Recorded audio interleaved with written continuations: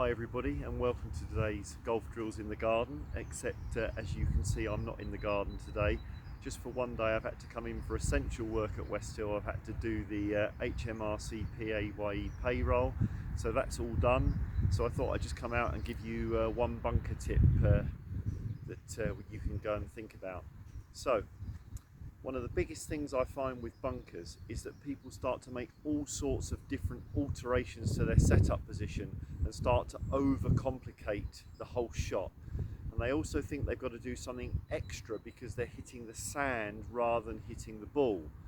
However, I want you to go right back to the first video drill we did, where I talked about trying to unwind from the legs and clip the ground beyond the ball to get the clip of the ground starting just in the center of your stance going onward. And what we talked about was that you have to get a feeling of unwinding from the legs and pulling down from the arms to get that clip of the ground in the correct place. Now, if you think about when you hit a normal 3/4 pitch shot, if you were to strike it really well, you'd hit the ball, then you'd take a divot, in other words hitting the ground. So if you were to now play a normal 3/4 pitch shot, you set yourself up, you make a 3/4 swing, you unwind through to the balance finish, that would clip the ground if it was a good solid golf swing.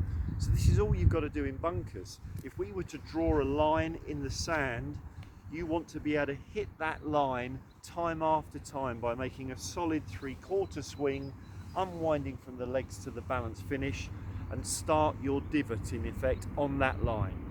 Now if you manage to do that, all you've got to do in bunker play is pop a ball between 1 and 2 inches in front of that line, and you will hit the sand, then take the ball out on a cushion of sand. Let's let the West Hill train go by.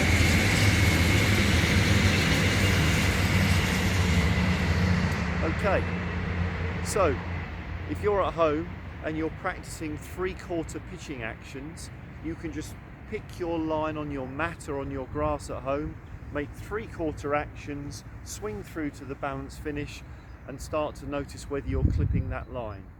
Then once you come back to West Hill and you're practicing in the bunker, all you have to do is draw the line in the sand, swing back and through, and start to make divots which start on that line. And to do that, it's exactly the same as what you're doing at home. The combination of your legs and arms working together in order to clip that line in the correct place.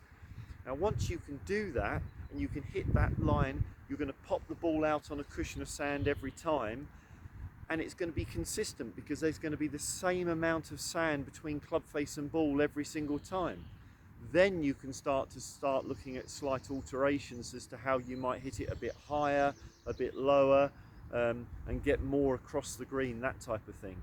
But most people who come and see me, they're struggling with consistency of strike. So you can practice at home your basic pitching action and get the feelings from everything else you've learned in drills so far as to how to hit that mat in the right place. And you'll be able to come out of bunkers very consistently. So have a real think about that. Do some pitching practice at home, trying to hit the ground with 3/4 actions, and as soon as we get the chance to come back, you can just draw that line in the sand and give it a go. So see how you go, and I'll see you tomorrow.